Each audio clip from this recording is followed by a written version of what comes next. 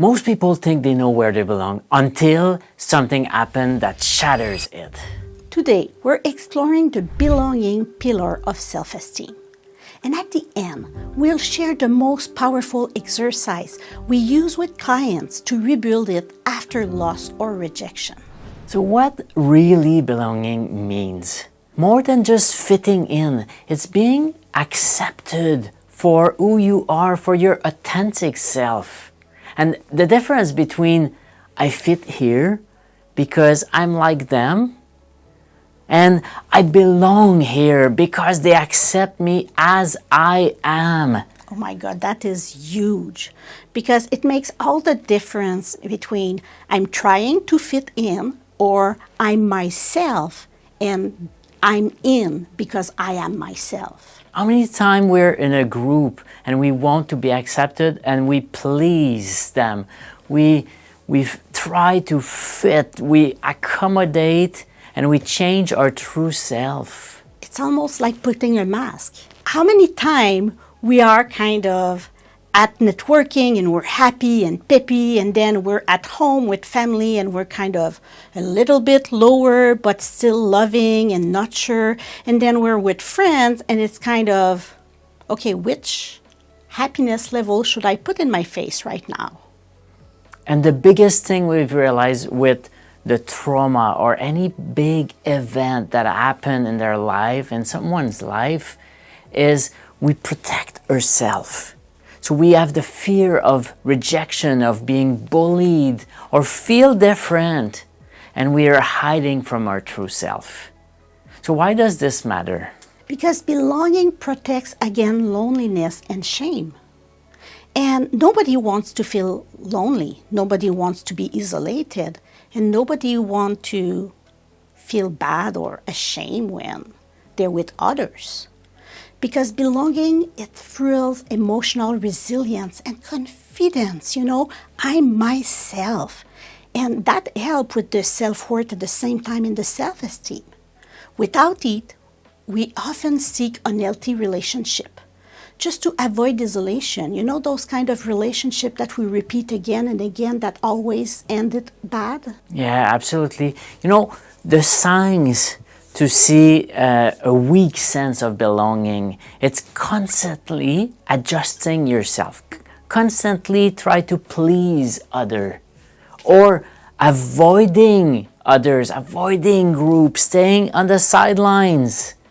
This is because we don't have this sense of belonging. It's really feeling it. Or we feel invisible, even when we're surrounded with people. We know that's a weak sense of belonging. I invite you to reflect and think, do you have a place or a person where you can be 100% yourself? This is so important and fundamental in life. Do you have that place or that person? Now, how to build a true belonging? The first thing is to start with self-acceptance. You belong to yourself first because you are the most important person in your life. And when you have that acceptance, when you have that, okay, I'm good like I am, then you can seek place that have the same values, that their values are aligned, like communities, place where you are the norm. Like, for example, if you are believing, you can go to a community or a church that have the same belief as yourself. Absolutely.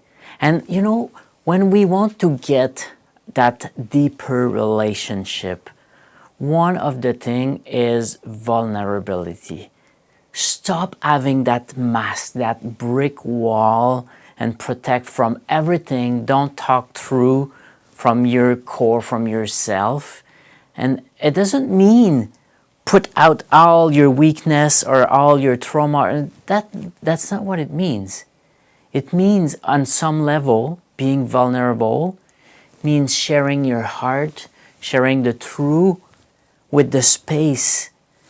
If it's a safe space and you want to belong, that is probably the deepest way to get there.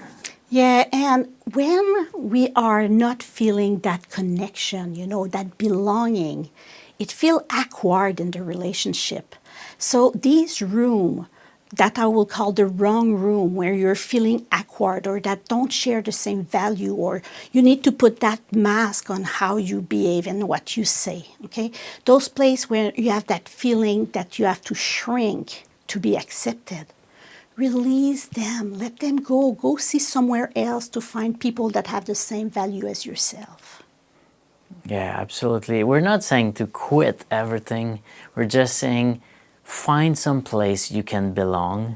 And if you're just in places you don't belong, or you see that you have a weak sense of belonging, it's probably better to go apart or spend less time. I remember so many clients talking about not feeling their social life anymore, not feeling they are in a society anymore, isolate themselves. And clutter and trauma are so taboo that it brings shame, it brings guilt all the time.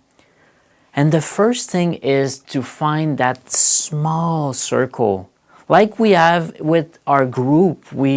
Our community is like this, a safe space you can share, and people feel they can belong and be vulnerable and talk about their true self. And what is beautiful in that community is everybody is there working at their own pace to grow, to transform, to let go of that clutter, let go of that trauma so they really can feel themselves. So belonging isn't about fitting in. It's about finding the people in place that embrace you as you are. Where do you feel most like yourself? Where do you feel most like yourself? If you have a word that came to your mind or a place, please type it in the comment. We'd love to know that. And in the next video, we'll talk about competence. That is our next pillar, and it's the last pillar of the self-confidence. Because even when you belong, you still need to believe you can contribute. See you there.